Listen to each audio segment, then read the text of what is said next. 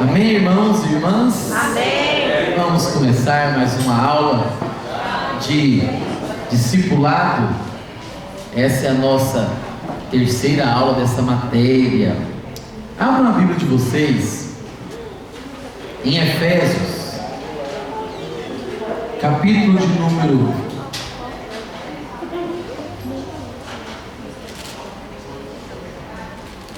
4. Efésios capítulo número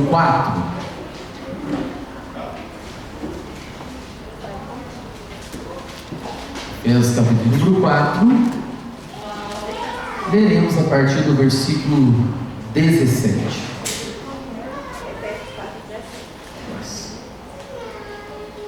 Efésios 4, a partir do versículo 17. Amém?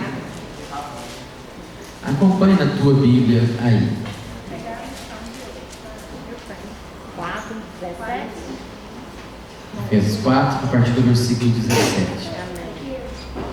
Diz assim: Isso, portanto, digo e no Senhor testifico, que não mais andeis como também andam os gentios, na vaidade dos seus próprios pensamentos, obscurecidos de entendimento, alheios à vida de Deus,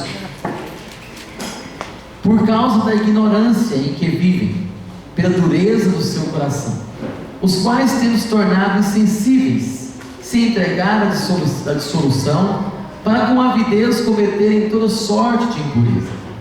Mas não foi assim que aprendestes a Cristo, se é que de fato o tendes ouvido, e nele fostes instruídos, segundo é a verdade em Jesus, no sentido de que, quanto ao trato passado, vos despojeis do velho homem, que se corrompe segundo as concupiscências do engano, e vos renoveis no espírito do vosso entendimento, e vos revistais do novo homem, criado segundo Deus, em justiça e retidão, procedentes da verdade.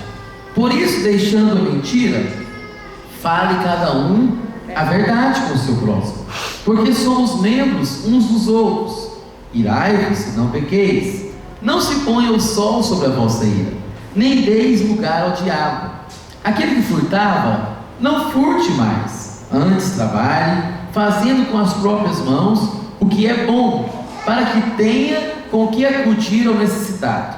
Não saia da vossa boca nenhuma palavra torpe, e sim unicamente a que for boa para edificação, conforme a necessidade, e assim transmita graça aos que ouvem.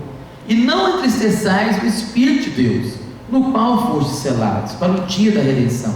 Longe de vós toda amargura e cólera, e ira, e gritaria, blasfêmias, e bem assim toda malícia. Antes sedes uns para com os outros benignos, compassivos, perdoando-vos uns aos outros, como também Deus em Cristo vos perdoou.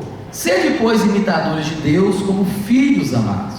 Andai em amor, como também Cristo nos amou e se entregou a si mesmo por nós, como oferta e sacrifício a Deus em aroma suave. Até aí o versículo 2 do capítulo 5. Vamos fechar os nossos olhos, vamos orar ao Senhor. Senhor Deus, nós estamos na Tua casa, reunidos mais uma vez, para juntos podermos aprender de Ti, aprender mais da Tua palavra e sermos capacitados, Senhor, para cumprir o chamado e ao mesmo tempo a ordenança que foi dada a cada um de nós, que é ir por todo o mundo e fazer discípulos de todas as nações. Tu possas nos capacitar, Tu possas nos encher de graça e sabedoria, para que possamos, ó Pai, ser instrumentos nas Tuas mãos. Nos abençoe nessa noite, fala aos nossos corações, ministre o Teu querer, em nome do Teu Filho Jesus. Amém.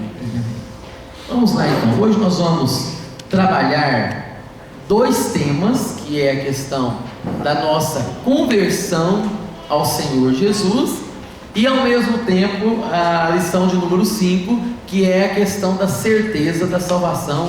Pode ou não o cristão ter certeza da salvação, sim ou não, e por quê? É o que nós vamos trabalhar nessa nessa aula esses dois temas aí. Quem não pegou a apostila estão aqui à minha esquerda na cadeira ali, eles são 4 e 5.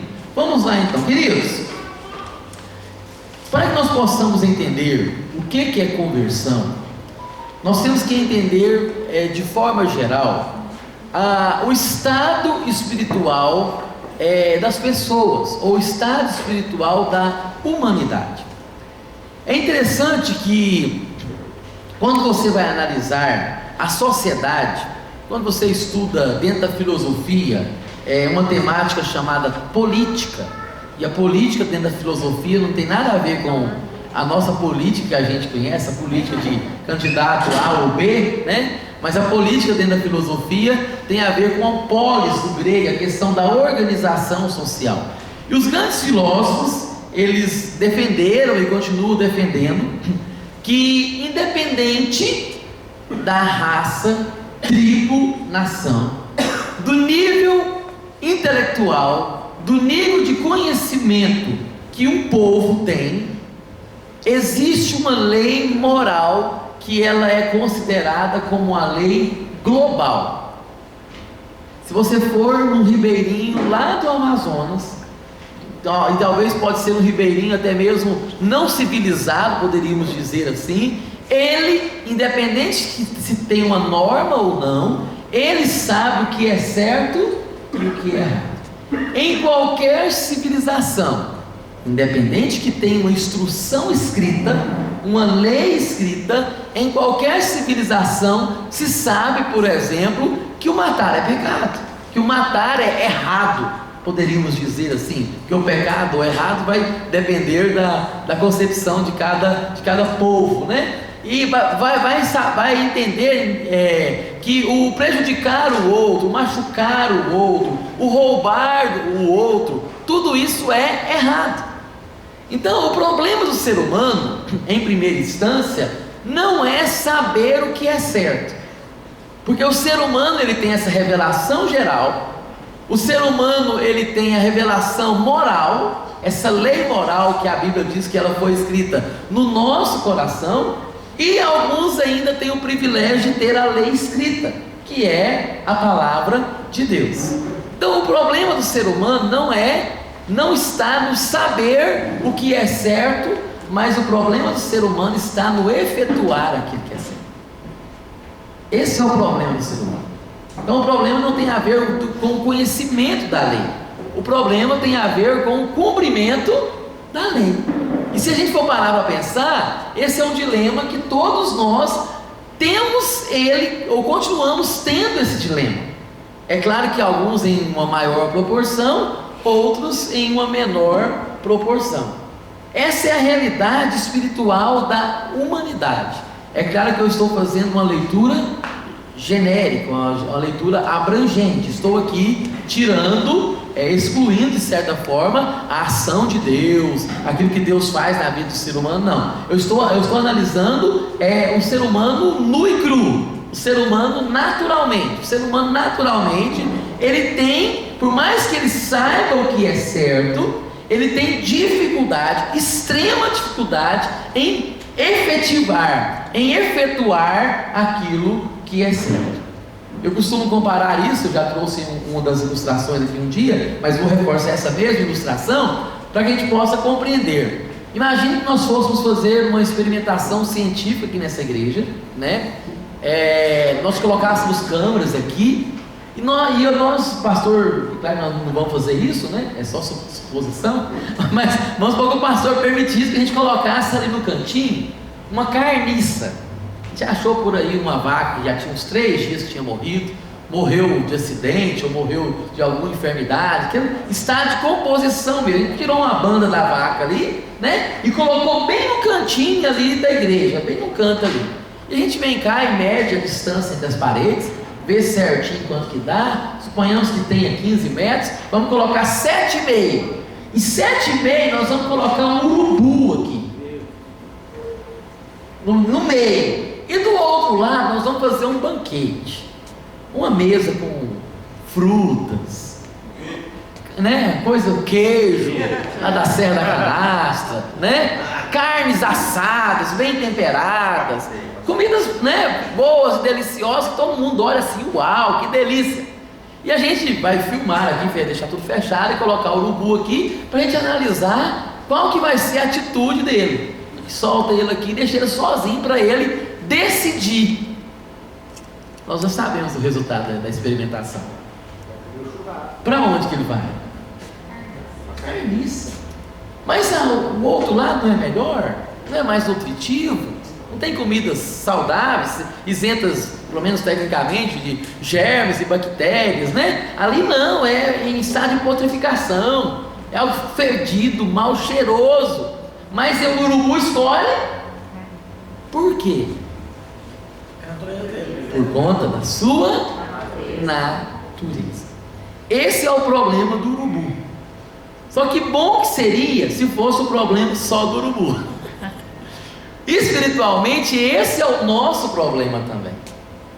Naturalmente, se nos colocasse no meio e nós tivéssemos a opção de escolher, e assim sempre temos mesmo, nesse sentido, escolher o pecado, a carniça, aquilo que não é bom, aquilo que não é agradável, aquilo que não é perfeito, aquilo que não é a vontade de Deus, aquilo que desobedece à vontade de Deus, e pior do que isso, aquilo que nos prejudica. Se você for analisar o pecado e as consequências do pecado, não tem pecado nenhum que faz bem, não. Esse pecado, fez bem. Às vezes parece bom, mas o fim dele é perdição, é morte. O pecado só faz mal. O pecado não traz nada de bom para o ser humano. A lei que o Senhor colocou para o ser humano foi para o bem do ser humano mesmo, não foi para o bem de Deus. Deus não falou assim, coçou a cabeça no céu, né? O que eu vou dar para essas cambadas fazer? Deixa eu pensar em algumas normas aqui, para eles, né? Não, Deus não é esse tipo de Deus. A lei do Senhor ela é perfeita. E tudo que Ele pede, tudo que Ele ordena, tudo que está prescrito nos mandamentos do Senhor são coisas boas, não para Deus. De nenhuma lei Deus deu assim aleatoriamente. Então Deus deu porque aquilo é bom para o ser humano. Onde o salmista vai falar que a lei do Senhor ela é perfeita. Ela é perfeita. Em contrapartida, nós temos a vontade de Deus, o querer de Deus, o desejo de Deus, e a gente escolhe o pecado. Eu estou falando naturalmente. Como eu disse para você, excluir aqui a ação do Espírito Santo, o mover de Deus, o processo que nós estamos passando, que nós que somos cristãos, o processo de santificação. Mas naturalmente, nós temos a tendência de procurar, de ir para o pecado. Queridos, isso é desde a mais tenra idade. Esse é o nosso problema. Essa é a nossa natureza. Aquele dilema que o apóstolo Paulo descreve como cristão que ele continua tendo.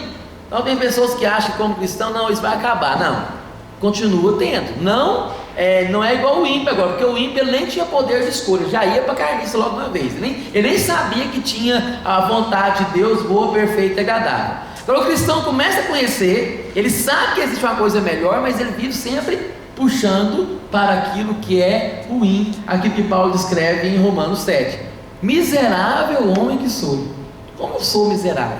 Quem me livrará do corpo dessa morte? Porque o bem que eu quero fazer, eu não faço. Mas o mal que eu não quero, eu faço. Vivo fazendo.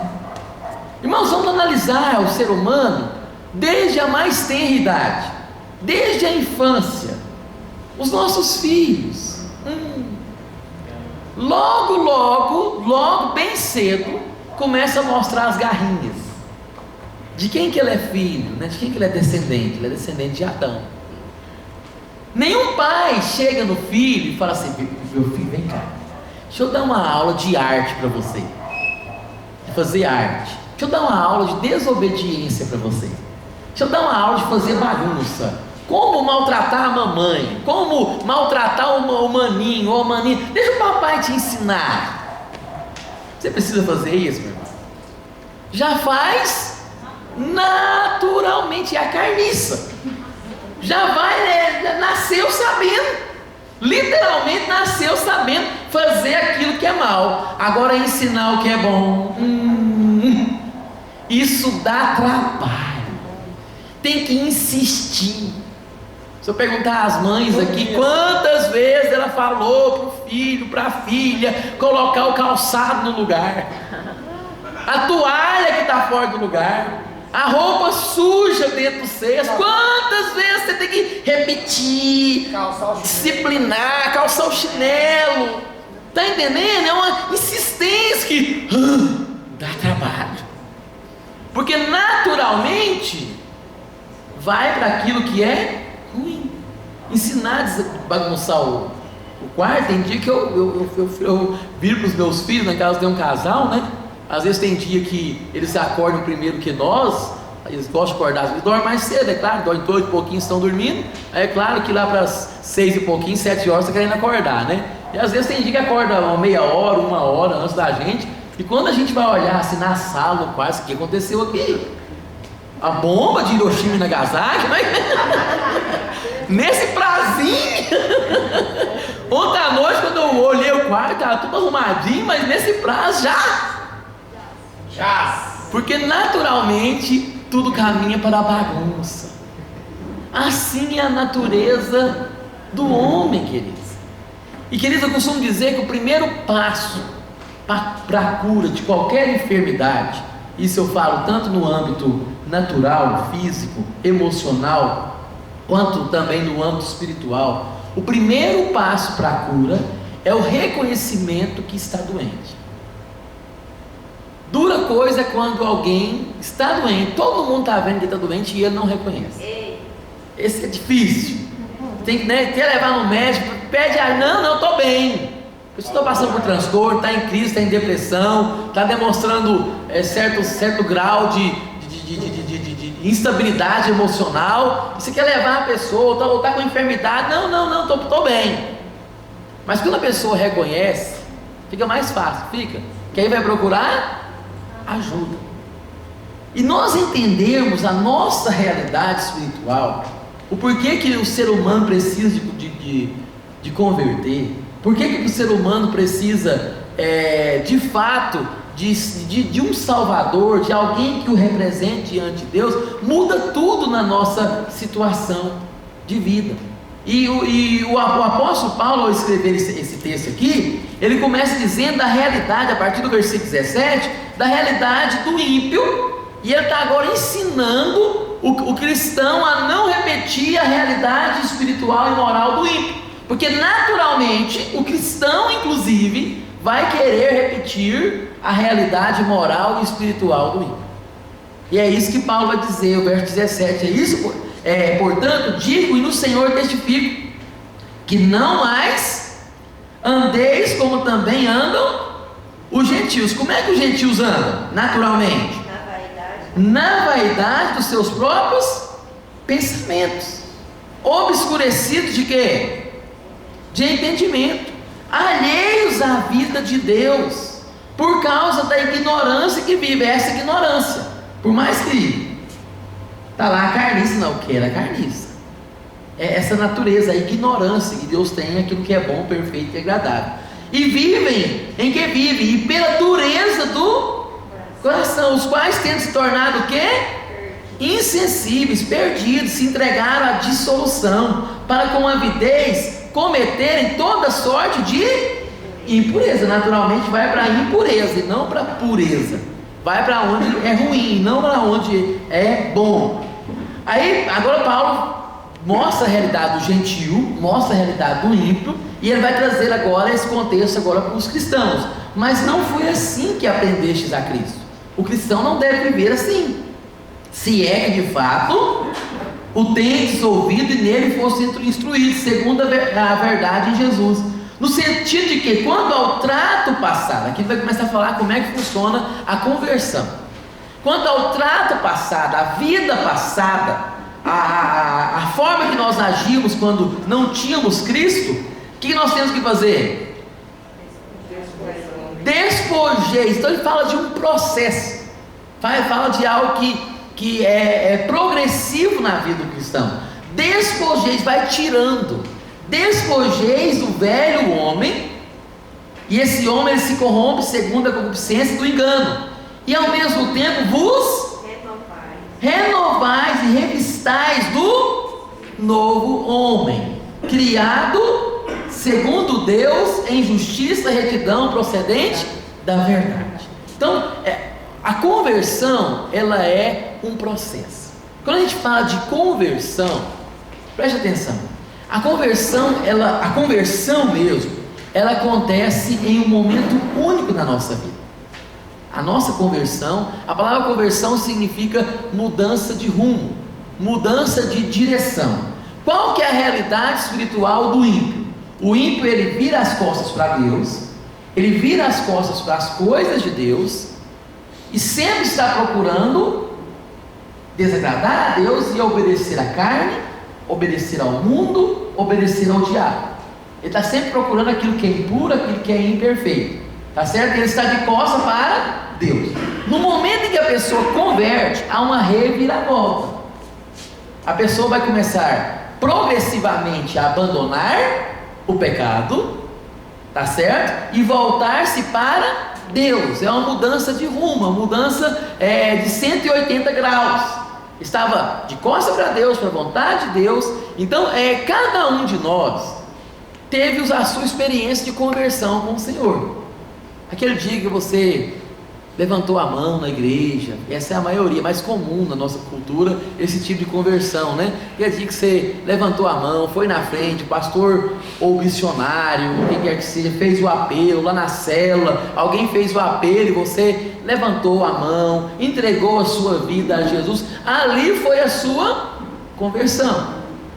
Aquilo que, tem até aquela musiquinha que as pessoas cantam, né? Foi na segunda que Jesus tocou-me. Os assembleanos conhecem mais essa música aqui. Foi na segunda que Jesus, aí tem terça, quarta, e a pessoa lembra do dia da sua conversão, né? Tem pessoas que a conversão foi tão marcante que ela lembra mesmo. Nossa, foi num culto de domingo, foi numa praça, foi numa célula. Eu lembro até hoje o dia que eu fui tocado, o dia que eu fui alcançado pela graça de Deus, o dia que eu senti a presença de Deus, eu senti Deus me pegando, eu senti Deus me tocando, eu olhei para dentro de mim, percebi o quão pecador eu era, e eu percebi que eu necessitava de Deus, da graça de Deus. Aquele foi o momento da conversão. Só que apesar da conversão acontecer no momento único da nossa vida, ela tem reflexo ou reflexos durante toda a nossa caminhada cristã. Nós continuamos de forma progressiva e gradativa convertendo ao Senhor. Está entendendo? A conversão acontece no momento único. Contudo, entretanto, todavia, ela tem a sua reincidência no sentido de que é isso que Paulo retrata aqui. Eu vou me despindo do velho homem e ao mesmo tempo eu vou revestindo do novo homem. E para isso, queridos, eu tenho que entender, como eu disse para vocês, o grande problema do ser humano não é saber o que é certo. Isso eu falo tanto do ímpio, que não conhece a Bíblia, como às vezes do crente que já conhece a Bíblia. O problema do ser humano é a incapacidade de cumprir a vontade de Deus. E às vezes a gente acha que a gente é alguma coisa. Eu costumo dizer e afirmo, sem medo de errar, que o nosso, se é que tem espirituômetro, se é que existe isso, né? Pode ter em relação a nós mesmos, não em relação ao outro, né? Isso é errado. A Bíblia não nos dá autonomia de julgar a espiritualidade de quem quer que seja, até porque o nosso julgamento vai ser extremamente equivocado, extremamente limitado. Então a Bíblia não me dá autoridade de julgar a vida de ninguém. Paulo vai falar sobre isso em Romanos. Por isso nós somos indesculpáveis quando nós julgamos a vida do outro. Então eu não posso julgar, mas a Bíblia me ensina a tirar a trave do meu olho, né? Antes de querer tirar o cisco do olho do irmão. A Bíblia me ensina, por exemplo, a participar da Santa Ceia, a eu examinar a mim mesmo. E o nosso espirituômetro, preste atenção, como é que você sabe que você está no caminho certo? Como é que você sabe que a sua vida espiritual está boa? Quanto mais pecador você se sente. Não confunda aquilo que eu vou falar agora. Não é quanto mais você peca, não. É quanto mais fraco você se sente, quanto mais pecador você se sente, mais você está perto de Deus. Quando estáis fracos, aí é que sois fortes. Não é isso que a Bíblia diz? Porque os grandes homens de Deus, no auge da sua espiritualidade, declararam: eu sou pecador, tem misericórdia de mim, ó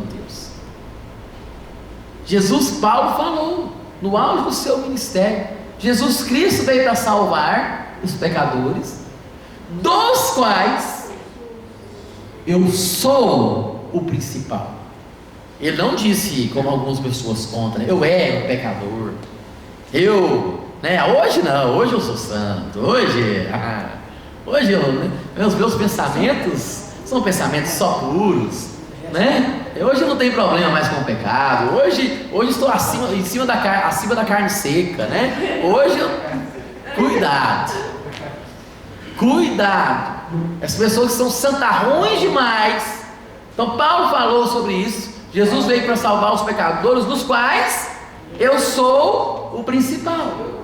Agostinho falava sobre isso, Calvino, Martim Lutero, John Wesley, os grandes homens de Deus se sentiam indignos diante de Deus. Por quê? Porque quanto mais eu conheço a lei de Deus, a vontade de Deus, o querer de Deus, eu olho para mim e eu falo, como eu preciso melhorar.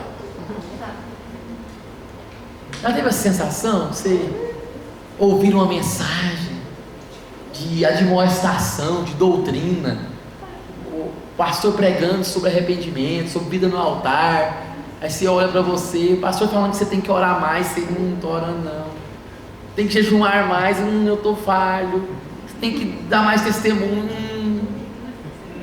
Olhe para a sua realidade, meu irmão, olhe para a sua realidade, avalie a sua vida. Que nota você daria para a sua espiritualidade? Você é um crentarrão mesmo? Olhe para os seus pensamentos.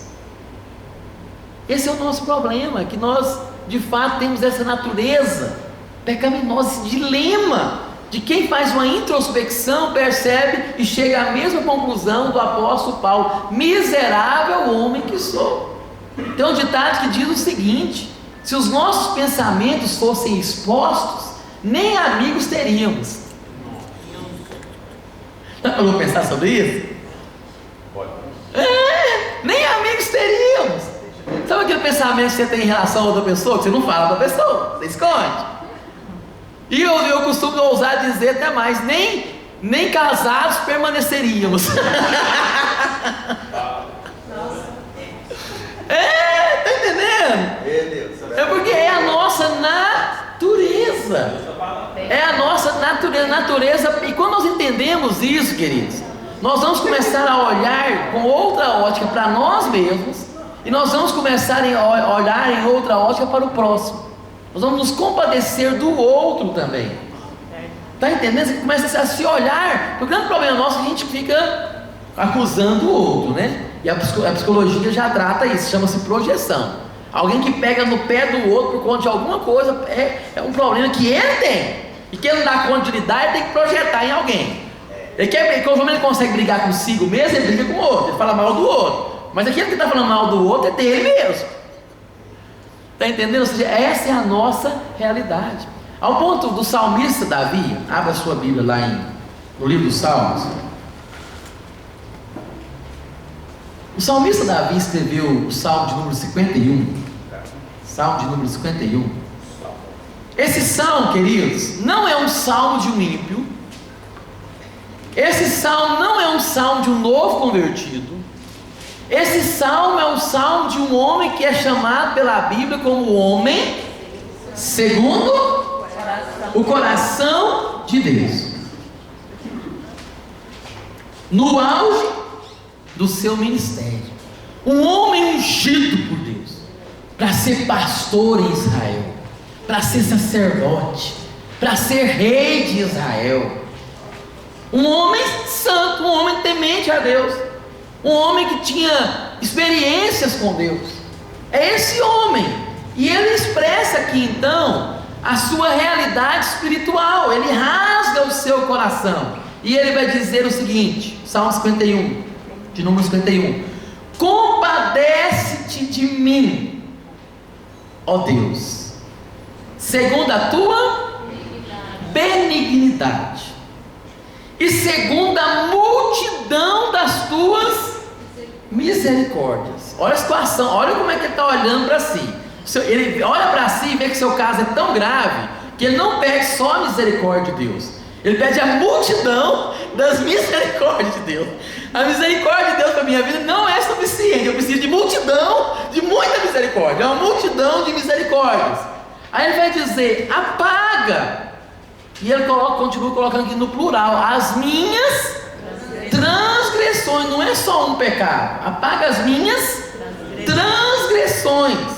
E observa que tudo que ele pede para fazer, ele pede para, tudo que ele pede ao Senhor, ele pede para Deus fazer nele, e não que ele produza alguma coisa boa, mas que Deus faça por ele. Ele vai dizer no verso 2, aliás, lava-me completamente da minha iniquidade. Já falei para vocês em uma das aulas anteriores, que a palavra iniquidade na Bíblia ela é mais pesada que o só pecado.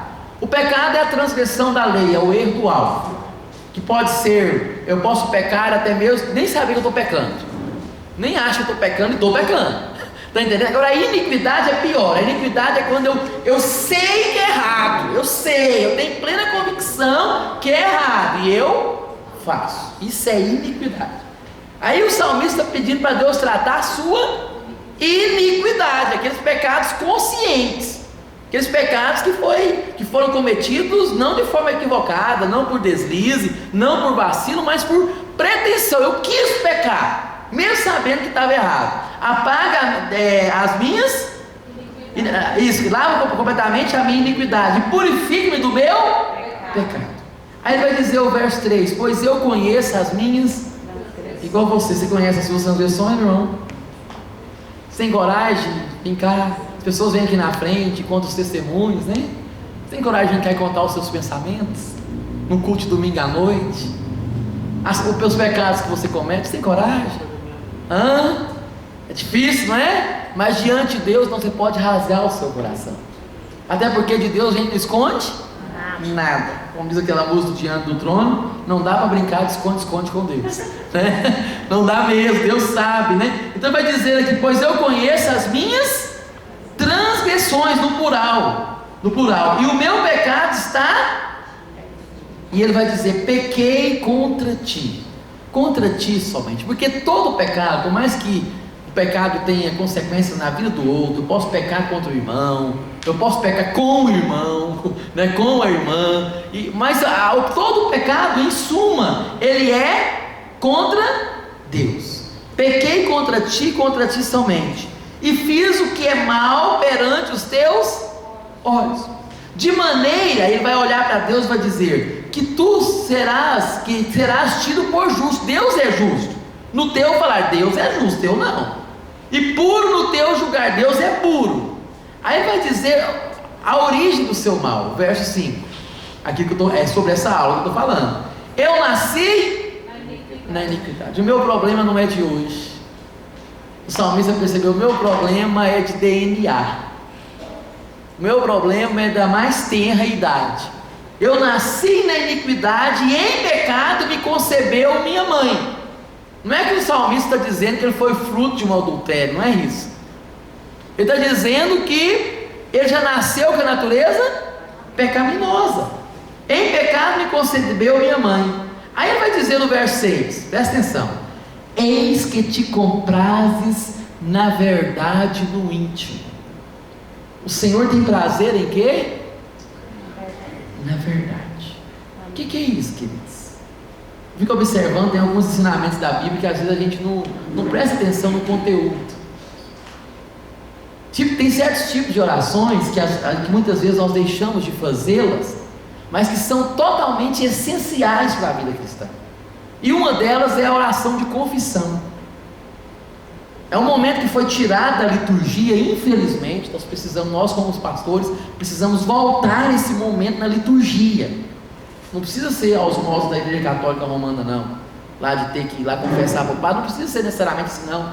Mas algumas igrejas, alguns anos atrás, eu participei de igrejas nesse crivo, se o culto começava 7 horas da noite, de 7 às 7h10, 7h15, ficava no máximo a pianista lá, ou alguém tocando um fundinho musical, as pessoas chegavam na igreja, já ajoelhavam-se diante do Senhor para confessar. Era um momento confessional, de você colocar a sua vida no altar. E lá na liturgia vinha isso mesmo, momento confessional, de confessar. E a gente passa batido, né? A gente chega aqui, não confessa nada para Deus, não, né? Já está tudo certo. Não está tudo certo. E às vezes a gente não cresce espiritualmente, que a gente acha que está tudo certo, mas não está. Tem que confessar, tem que arrepender. Está entendendo? Então, ou seja, o salmista fala assim: esse te compraste na verdade. É aquela parábola que eu sempre cito, a parábola do publicano e do fariseu, que Jesus contou. E Jesus coloca duas figuras na visão do povo. Se fosse hoje, é como se você colocasse assim, vou citar, você vê o impacto que essa parábola surgia na mente das pessoas. É a parábola do pastor e do macumbeiro. Aí o pastor chegou na igreja, que é o fariseu, né? E falou: Senhor, muito obrigado, que eu não sou igual esses pecadores aí de fora. Eu sou um homem íntegro, eu sirvo ao Senhor, eu sou pastor. Muito obrigado por isso. Enquanto que o macumbeiro chegou no templo e falou e disse: tem misericórdia de mim, porque eu sou um miserável pecador. Aí Jesus pergunta para os seus discípulos: de qual das duas orações vocês acham que o Pai escutou? Aquele que se vangloriou da sua espiritualidade, ou aquele que se quebrantou? Porque o publicano era tido como um espírito, como um macumbeiro, como um desertor, como um pecador, como um traidor da nação, traidor da lei de Deus, traidor da pátria, e ele reconheceu o seu pecado. Olha o que o texto vai dizer aqui: eis que te comprases na verdade. Quando a gente rasga o coração, te comprases na verdade no íntimo, e no recôndito me faz conhecer a sabedoria. Aí vai dizer no verso 7: purifica-me com o sopo, e ficarei limpo, puro. Lava-me e ficarei. Faz-me ouvir júbilo e alegria, para que, olha aí, exultem os ossos que esmagaste, porque o pecado ele causa essa depressão espiritual. Esconde o rosto dos meus pecados e apaga todas as minhas iniquidades. Aí vai dizer no verso 10, versículo lindo que nós conhecemos e recitamos, né? Cria em mim, porque isso nós não podemos criar, isso nós com força própria não conseguimos produzir. Isso que ele vai pedir ao Senhor, por isso que ele pede ajuda ao Senhor. Cria em mim, ó Deus, um coração puro. Por que ele está pedindo isso para Deus? Porque ele percebe quão corrupto é o seu coração, quão impuro é o seu coração, e quão frustradas são as suas tentativas em agradar a Deus. Porque ele pede ajuda do alto. Cria em mim, ó Deus. Eu preciso que o Senhor cria, porque esse coração meu aqui, estou enrolado, eu não vou muito longe com esse coração meu aqui não. Por isso, cria em mim, ó Deus, um coração. Começa a transformar a minha essência lá de dentro. É uma mudança que tem que ser de dentro para fora. E renova dentro de mim um espírito inabalável. Tem que ter uma intervenção e uma ação de Deus. Aí vai dizer no verso 11: não repulses da tua presença, não me repulses da tua presença, nem me retires. Por que ele pediu isso, queridos? Porque o salmista já sabia que era o Espírito Santo que o convencia, era o Espírito Santo que o santificava, era o Espírito Santo que o capacitava. Por isso que ele pede: Senhor, tem misericórdia de mim, não retire de mim o teu Espírito, restitui-me a alegria da tua salvação, porque o pecado ele nos leva para baixo, nos coloca depressivos, sem tristeza, e sustenta-me com um espírito voluntário. Aí vai dizer: então ensinarei aos transgressores os teus caminhos. Porque eu vou ter passado pela terapia já, vou ter passado pelo perdão, eu vou entender o que é perdão de Deus, o que é graça, e eu vou ensinar os transgressores, como é que eles podem ser perdoados também? Não é que eu sou melhor do que eles, é porque eu aprendi como é que eu sou perdoado, como é que eu sou alcançado pela graça de Deus, e eu vou ensinar os transgressores os teus caminhos. E os pecadores se converterão? Livra-me dos crimes de sangue, ó Deus.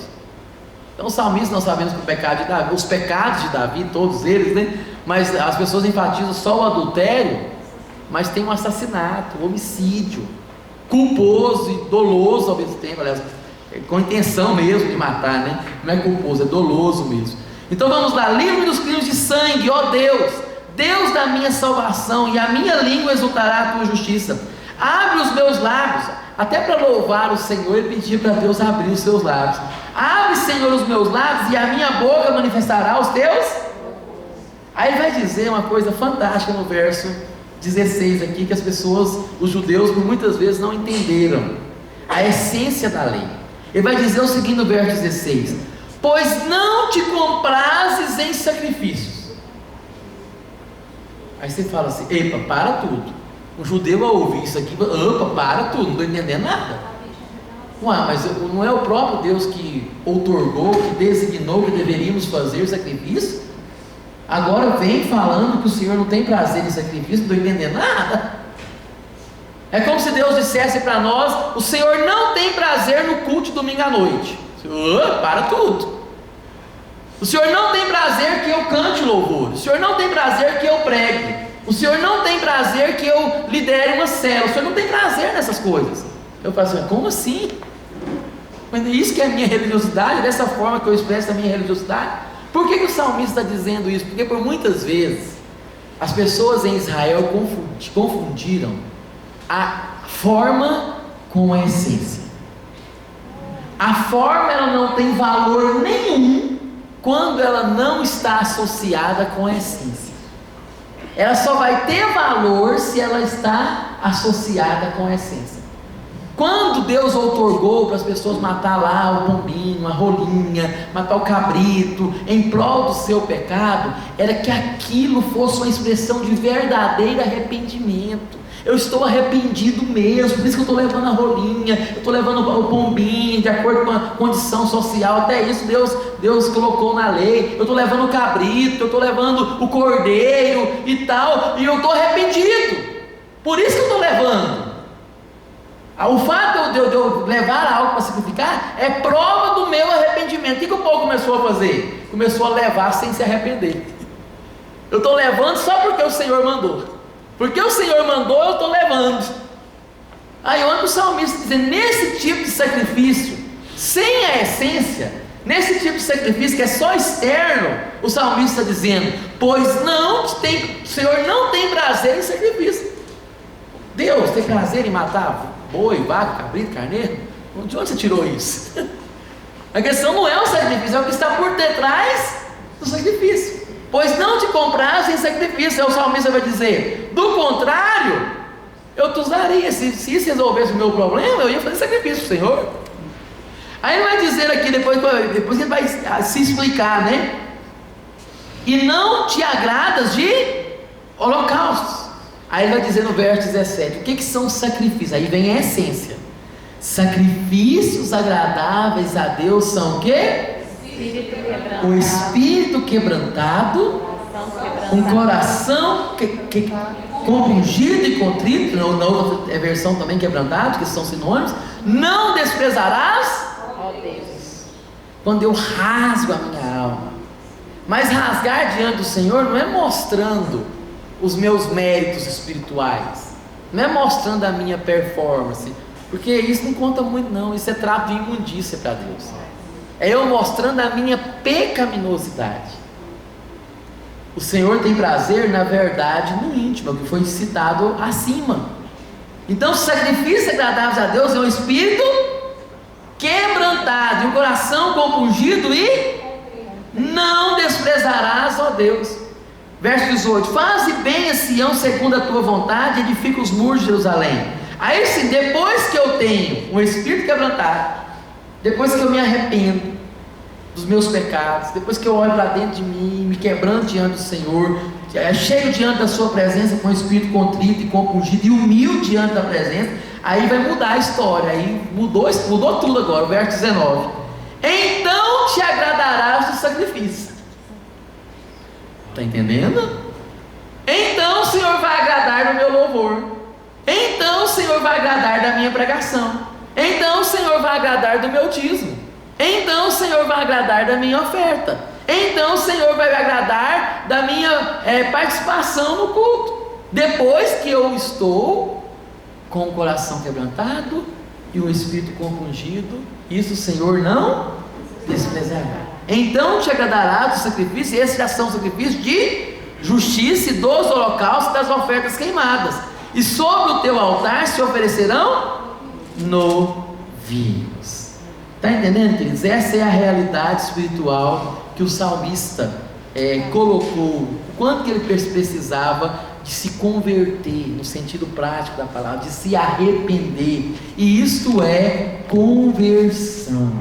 Abra aí a sua apostila, na lição de número 4. Lição de número 4.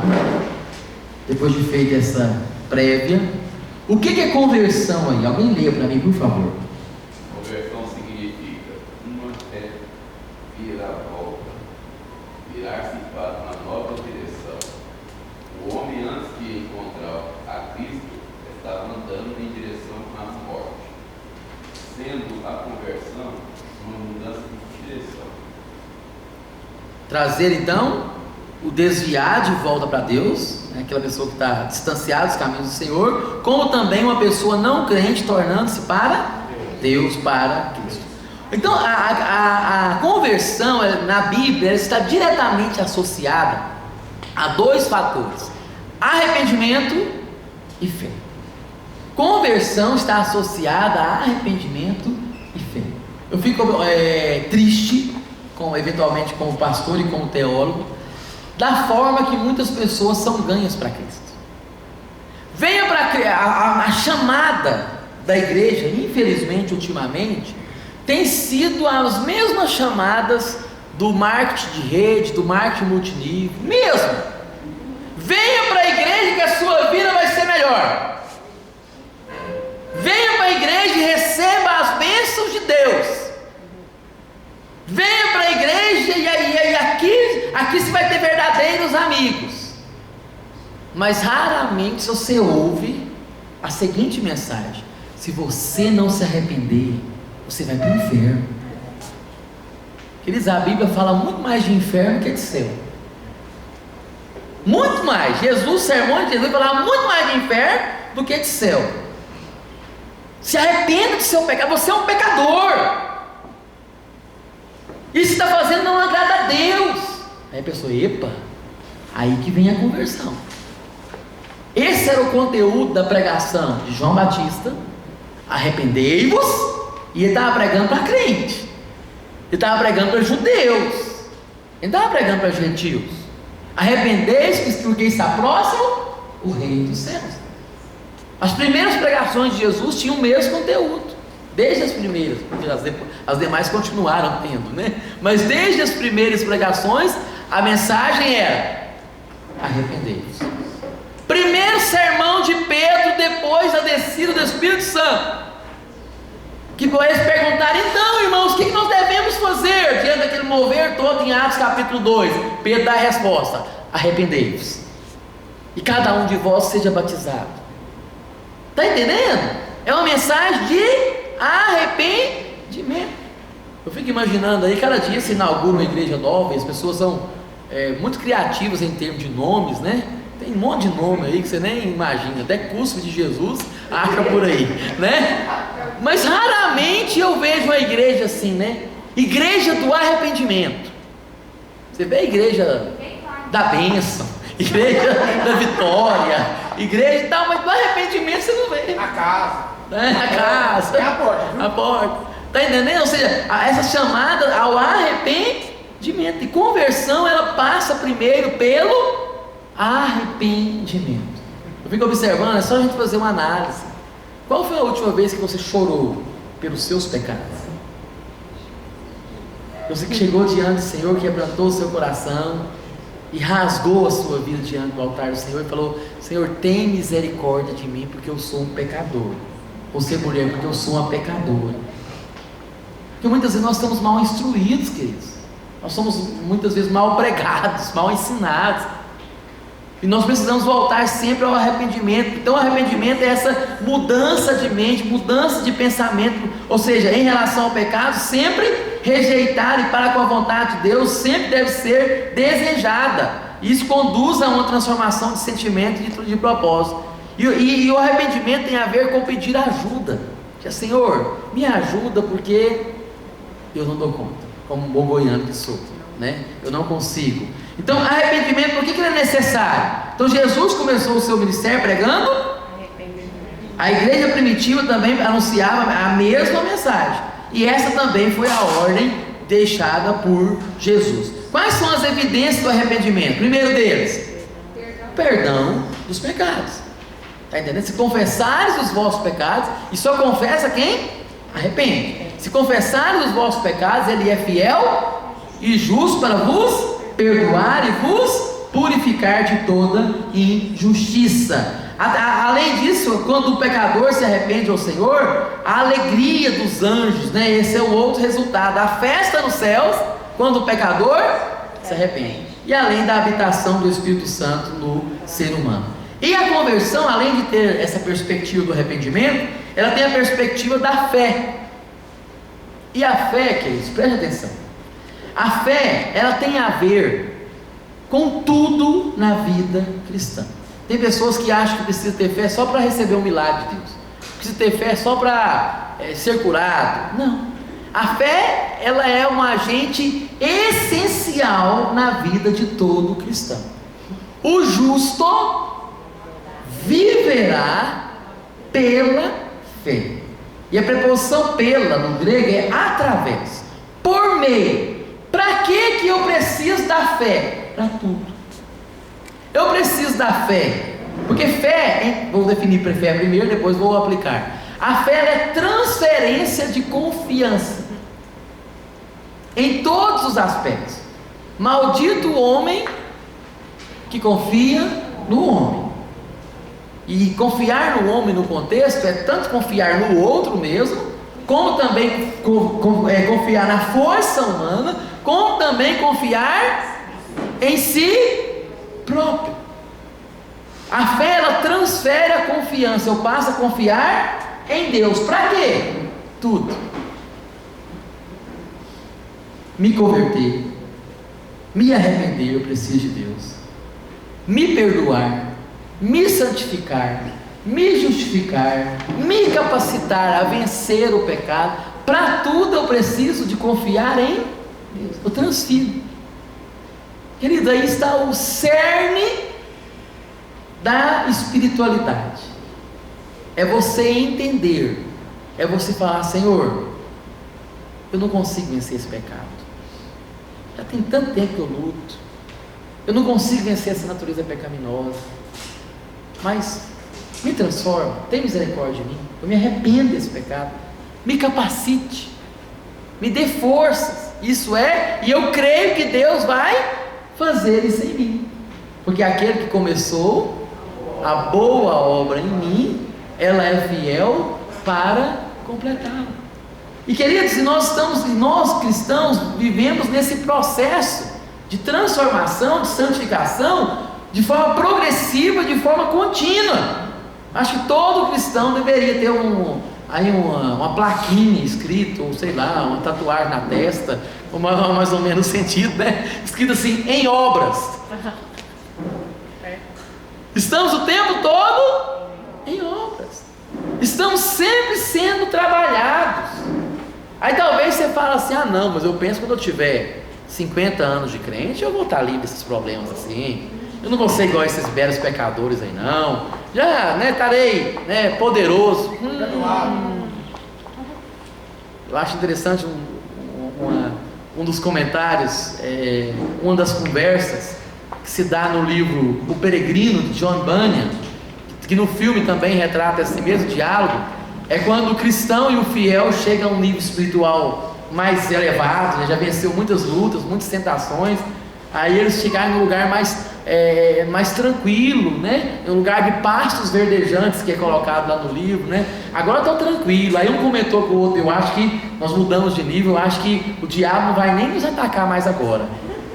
E só bastar eles falar isso, já vê o diabo na frente deles, na fundagem, falar. Pior, agora vem com fogo, vem com tudo. Então nós não estamos isentos.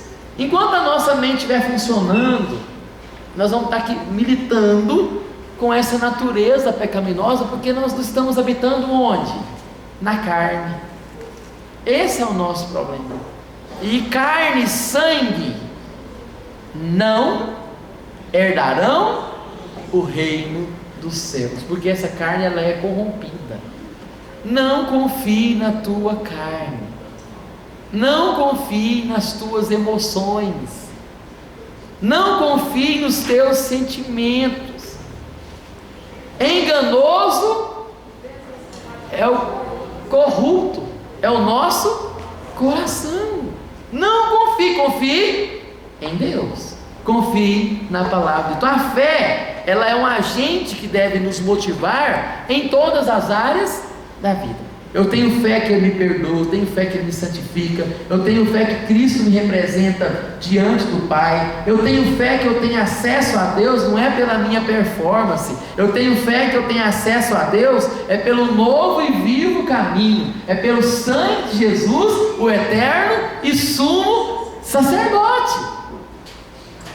Está entendendo? Então isso é transferência, é eu ter fé. Então a fé é o complemento do arrependimento. E Hebreus 11 vai dizer que fé é a certeza das coisas que se esperam e a convicção de fatos que não se veem. É a certeza, é a convicção. E a fé é uma absoluta transformação de confiança de nós mesmos em entrega completa a Deus. Então, existem algumas expressões figurativas da atividade da fé. Traz como olhando para Jesus, o autor e consumador da nossa fé, olhando firmemente para Jesus, lá em Hebreus 12, verso 2, tendo sede, chegando a Jesus, recebendo a Jesus. São atitudes de fé. Concluindo essa lição de número 4, o arrependimento e a fé são dois lados de uma atitude de quem deseja andar com o Senhor. Por isso a oração do salmista: sonda-me, ó Deus, e conhece o meu coração, prova-me e conhece os meus, e vê se há em mim algum caminho mau, e guia-me pelo caminho eterno. Aí, queridos, presta atenção. Depois que eu tenho fé, que eu me arrependo, que eu confio em Deus, que eu confio na graça de Deus. Certa feita, um pregador, um pastor, ele foi no século XVI, ele foi condenado à morte por pregar o Evangelho. E ele não teve tempo nem de voltar para despedir da sua esposa. E ele mandou uma carta para ela, uma carta despedindo dela mesmo, e que ele iria ser morto por pregar o Evangelho, que tinha sido a sua sentença. E ele colocou muitas instruções para ela, o que ela deveria fazer em relação aos filhos, em relação a muita coisa.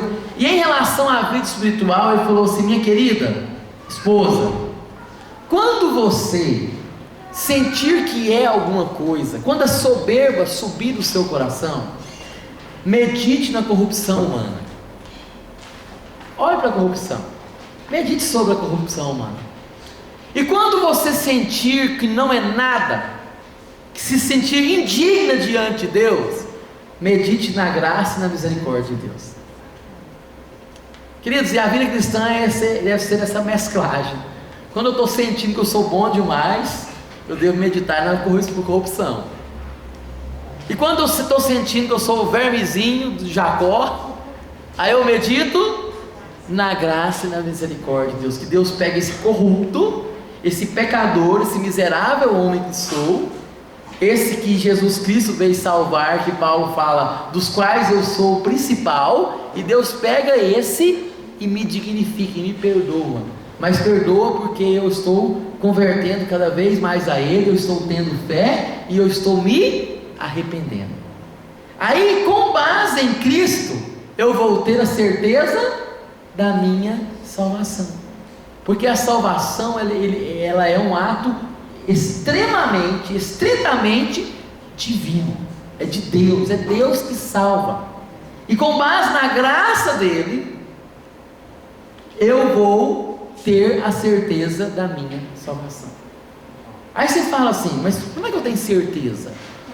Porque a salvação ela é um contrato, ela é uma aliança. Só que não é uma aliança, queridos, não é uma aliança bilateral, no sentido de, não, enquanto eu vou fazendo, eu vou tendo certas atitudes, Deus vai tomar as outras. Não, a salvação é um ato unilateral de Deus, unilateral. Aí você fala assim, não, mas eu tenho que fazer algumas coisas. Mas quem é que te capacita a fazer aquelas coisas? Você tem que fazer mesmo. Ah, mas eu tenho que santificar. Tem mesmo, e deve santificar, e vai santificar. Mas é Deus que te santifica. Ah, mas eu tenho que obedecer a Deus. Mas quem te capacita a obedecer a Deus?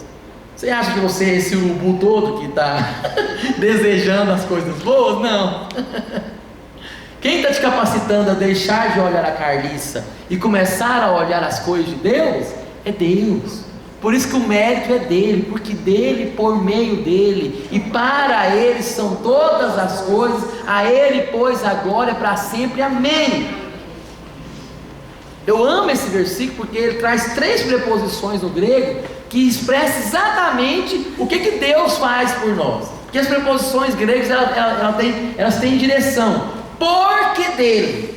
Esse por no grego traz uma ideia que está saindo de Jesus. A força sai de Jesus, porque dele, por ele. É o que algumas traduções trazem, por meio dele, porque dele, por ele. Esse segundo por já é uma segunda preposição do grego, que o sentido dela é o através. Está saindo dele, mas ele está agindo, é através dele, é por meio dele, e para ele, ou seja, para que a glória seja dada a ele, ou seja, tudo é Deus que faz. Olha para Romanos capítulo 8. Quem é? Vamos lá em Romanos capítulo 8. Quem é que faz todas as coisas? No capítulo 8 de Romanos. Vamos ver, por exemplo, a partir do versículo 28. O texto vai dizer o seguinte: se Deus é por nós, Quem será? vai dizer que antes um pouquinho. Sabemos que todas as coisas cooperam para o bem daqueles que amam a Deus. Então olha aí, sabemos que todas as coisas cooperam para o bem daqueles que amam a Deus, daqueles que são chamados segundo o seu propósito. Aí vai dizer aí, porquanto os que de antemão conheceu. Olha o presente completo. Preciso dizer que salvação é um presente completo, é um pacote de viagem all inclusive. Aí você fala assim, mas o que eu tenho que pagar? Nada. Mas mais o que? Não. E se eu quiser comprar um presentinho para trazer de presente para os outros? Pode comprar, está incluso isso também. Mas até isso eu quero viajar desse jeito, então é o all inclusive mesmo, de fato. E o traslado também está incluso.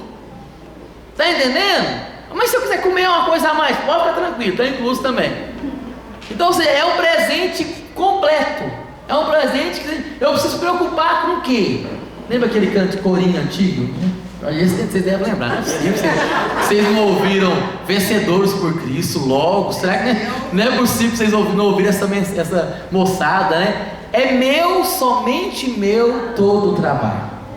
E o teu trabalho é descansar em mim, é depender de mim. É meu, somente meu, todo trabalho. E o seu trabalho é descansar em mim. Está entendendo? Então olha aqui, olha o que vai dizer aqui no verso 29. Porque os que de antemão conheceu, quem está agindo aí? Deus. E quem está sendo foco da ação de Deus? Os salvos. Está tudo no passivo. Porque os que de antemão conheceu, e tudo no passado. Eu acho fantástico aqui. Está tudo no passado. Porque para Deus as coisas não serão, as coisas já foram. Porque é Ele que garante. Eu não serei salvo, eu sou salvo. Por isso que João, ele traz a expressão, eu vos escrevi isso, depois daqui a pouco nós vamos ler na apostila aqui, para que vocês creiam que vocês têm a vida eterna, não é que vocês terão. Quem crê em mim, tem, não é terá, mas será que eu vou ter? Não, você tem. Por que você tem? Porque o eterno, que está além do tempo, ele já garantiu que eu terei. Você tem alguma dúvida? É isso que vai dizer aqui. Aos que de antemão conheceu, o verso 29 de Romanos 8. Também fez o quê? Os predestinou, mas predestinou com um propósito. Qual é o propósito? Serem conformes à imagem do Filho. Então essa predestinação que prega por aí, que não muda a vida de ninguém, tem alguma coisa errada. A predestinação na Bíblia, a eleição na Bíblia, os eleitos de Deus são eleitos para serem santos, são eleitos para parecer com Jesus, né? Então predestinou para serem conformes à imagem, a fim de que ele seja o primogênito entre muitos irmãos. Aí vai continuar aí a sequência de ação de Deus. E aos que predestinou, aos que elegeu, a esse também, quem é que chama? É o próprio Deus. E aos que chamou, também justificou. Quem é que justificou? O próprio Deus. E aos que justificou, glorificou. Mas eu não fui glorificado ainda. Mas para Deus eu já. Está entendendo? Eu já estou glorificado em Cristo. Eu já estou assentado nas regiões celestiais em Cristo Jesus. Eu já sou de Jesus. Irmãos, eu acho fantástico isso. Certa feita, um colega meu, que já era pai na época e eu não era, ele falou para mim uma palavra que eu fiquei assim, guardei no meu coração. Ele falou assim: pastor, o dia que o senhor for pai, o senhor vai entender algumas coisas que o senhor não entende. O senhor imagina, mas o senhor não entende. E eu fiquei aqui, guardei aquele sentimento no coração. E na época eu achei até ele rude, a forma que ele, em uma conversa entre amigos, né? Ele falou assim: eu amo demais a minha esposa, demais da conta, o senhor sabe disso, mas eu amo muito mais os meus filhos. Aí eu fiquei pensando, nossa, que homem, né?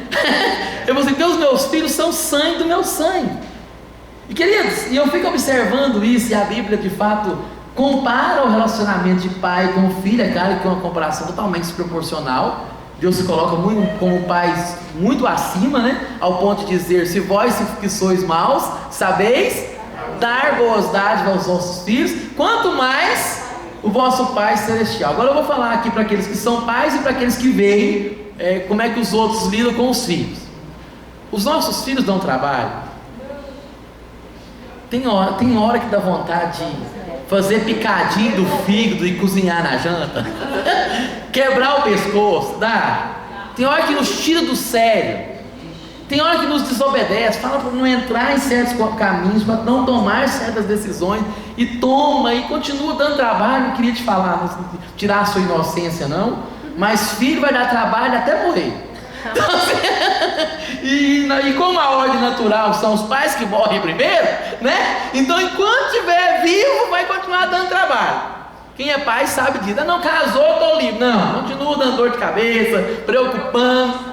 Agora a pergunta que você faz do seu coração, igual aquelas charges que a gente vê aí do Dia dos Pais, né? A menininha riscando no carro do pai: eu te amo, né?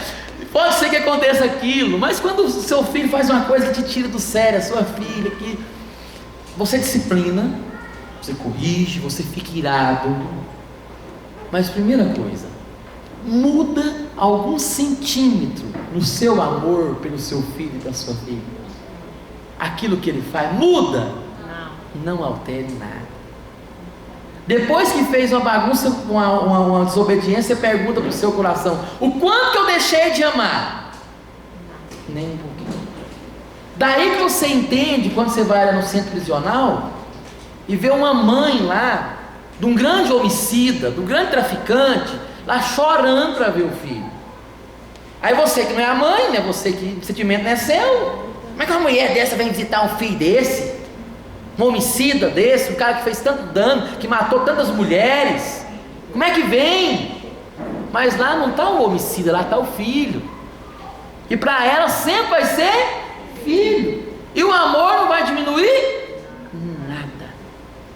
Nada. E digo mais, não vai deixar de ser filho. Quando seu filho desobedece, fala assim: meu filho, pega a sua, vai embora. Você aprontou, agora eu vou te deserdar. Pelo contrário, quem são pais sabe disso. Aquele filho mais problemático, aí você dá mais atenção.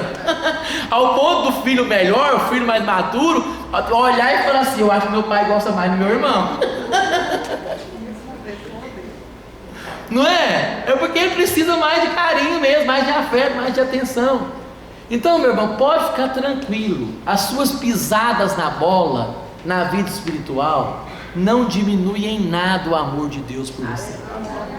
Nada. E não é porque você pisou na bola que Deus fala assim: cai fora, meu filho, você não é meu filho mais não, vai, você é filho do diabo, vai lá. Ou você não lê a Bíblia? Aqueles que vierem a mim, de maneira nenhuma lançarei fora. De maneira nenhuma. É isso que Paulo vai falar aqui em Romanos capítulo 8, que o pacote está completo. Eu não sei quantas quedas, quantos pecados eu vou cometer daqui para o restante da minha vida. Espero que cada dia eu cometa menos pecado, porque essa é a ordem natural de quem está sendo santificado. Mas uma coisa eu sei, que nada poderá separar do amor de Deus que está em Cristo Jesus. Amém. É isso que Paulo fala.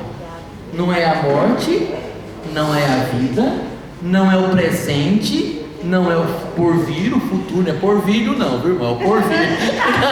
É o que está por vir, não é o futuro. Não são os principados, não são as potestades, não é qualquer outra criatura, não é a altura, não é a profundidade. Ou seja, Paulo tenta expressar aí em alguns versículos todas as possibilidades possíveis, em termos de extensão, altura, profundidade, presente, passado, futuro, os anjos, principados, potestades, demônios, bota tudo no pacote só. O que vai poder me separar do amor de Deus? Nada. Ele vai dizer: porque eu estou bem certo que nem a altura, em todas essas coisas nós somos o quê? Mais do que vencedores. Porque nós somos bons? Não, por meio daquele que nos amou. É ele, por conta do amor dele. E eu estou bem certo, verso 38, de que nem a morte, nem a vida, nem os anjos, nem os principados, nem as coisas do presente, nem do porvir, nem os poderes, nem a altura, nem profundidade, nem qualquer outra criatura poderá separar-nos do amor de Deus que está em Cristo Jesus. Glória a Deus. E isso cada vez nos constrange, queridos. Porque o que um filho pecador naturalmente espera é levar uma bela surra do pai. O que o filho pecador espera é já não ser chamado teu filho. E como é que Deus se revela? Como o pai perdoador. Arruma uma sandália para ele, pega um anel, vamos fazer uma festa. O que o filho estava esperando? O filho pródigo, que se ele fosse tratado como um servo, ele estaria no lucro. Eu vou chegar diante do meu pai e dizer: pai, pequei contra os céus e contra ti, já não sou digno e sou arrependido, ser chamado teu filho. Naturalmente, que ele esperou? Vou chegar lá, vou receber uma bela bronca, um belo sermão. Ele já estava arrependido. E o pai o viu ao longe, pelo contrário, o abraçou e mandou preparar o novilho que já estava cevado. Ele já estava aguardando a volta do filho. Exatamente, já estava cevado, estava preparado para o dia que eu voltar. Mandou pegar um novilho cevado e fazer uma grande festa. Porque o amor de Deus nos constrange. Você não é constrangido diante do amor de Deus? Olha para a sua vida. Olha para a sua performance. Você acha que você é digno de ser o que você é, de estar onde você está? Você acha que você é digno de alguma coisa diante de Deus? É Deus que nos dignifica. Amém.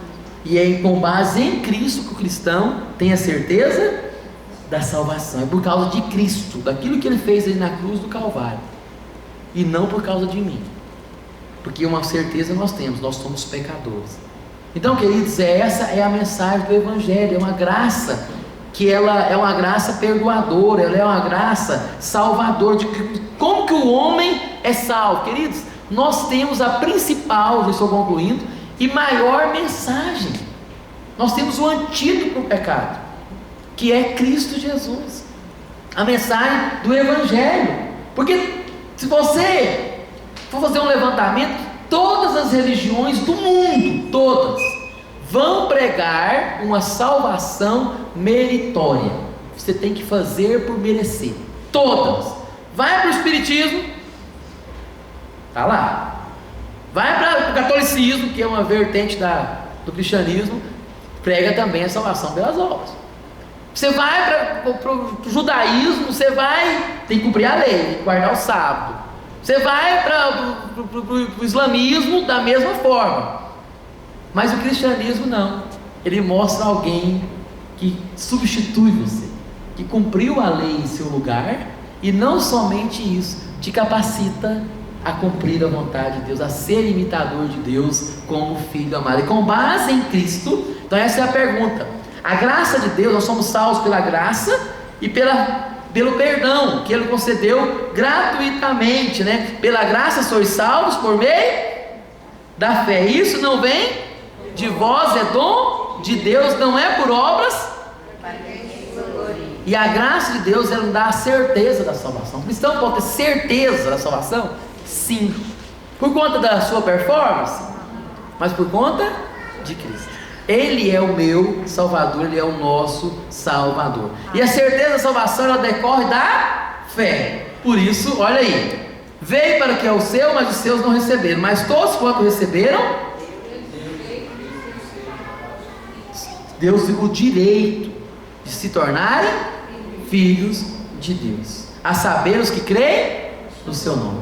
E a certeza da salvação, ela implica em confissão. Se com a tua boca confessares a Jesus como Senhor, e em teu coração creres que o ressuscitou entre os mortos, serás? Porque com o coração se crê para a justiça, e com a boca se confessa a respeito da salvação. E a vida eterna é assegurada a quem crê. Então olha aí 2 versículos, João 3,36 e na primeira epístola de João 5,13.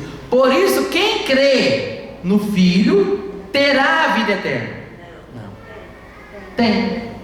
Está no presente da sua Bíblia também? Tem a vida, e todavia o que se mantém rebelde contra o Filho não verá a vida, mas sobre ele permanece a ira de Deus. Essas coisas vos escrevi, agora 1 de João 5,13, a fim de saberes que tendes a vida eterna. Quem? A vós outros que credes em nome do Filho de Deus. E por fim, há um testemunho do Espírito Santo no coração do crente. O próprio Espírito testifica no nosso espírito que somos filhos de Deus. Nada que o homem possa fazer o levará à salvação. Somente aquilo que Jesus fez na cruz do Calvário pode salvar o homem que crê. E Jesus diz: quem me confessar diante dos homens, eu confessarei diante do meu Pai. Amém? Na próxima aula nós teremos só mais 2 aulas dessa matéria. É interessante não perder a aula. Na próxima aula eu vou falar sobre as 2 ordenanças, que são batismo e santa ceia. Qual que é a importância do batismo, a forma do batismo, como é o batismo bíblico, e como também a santa ceia, a importância da santa ceia, a relevância da santa ceia. E a outra aula vamos falar sobre a necessidade de integração da igreja, e vamos ter uma aula também, junto com essa, sobre dízimos e ofertas. Então vamos tratar sobre esse assunto também. Vamos orar? Senhor, nós te bendizemos, ó Pai, por estarmos na Tua casa e termos esse momento tão único na nossa vida, que é esse momento de aprender de Ti, que é manso e humilde de coração, e encontrar descanso para as nossas almas. Como é bom meditar na corrupção humana e perceber o quão indignos nós somos, mas ao mesmo tempo como é bom meditar na Tua graça e na Tua misericórdia, e saber o quanto nós somos pecadores e o quanto nós carecemos da glória do Senhor. Muito obrigado, porque a Tua palavra nos levanta o problema da humanidade, que é o pecado, que é a corrupção do gênero humano, mas também, ó Pai, propaga a solução, que é Cristo Jesus, e é o amor do Senhor ali na cruz do Calvário por nós. Que essa compreensão possa de fato direcionar a nossa vida, que possamos viver pela fé, crendo e confiando no Senhor, sabendo que, ó Pai, os resquícios da nossa conversão continuará por toda a vida, e a repetição do nosso arrependimento e da nossa fé continuará diuturnamente na nossa existência, mas ao mesmo tempo nós temos a plena convicção de que em Cristo nós já somos salvos, nós temos a certeza da nossa salvação. Muito obrigado, em nome do Senhor Jesus. Amém. Amém.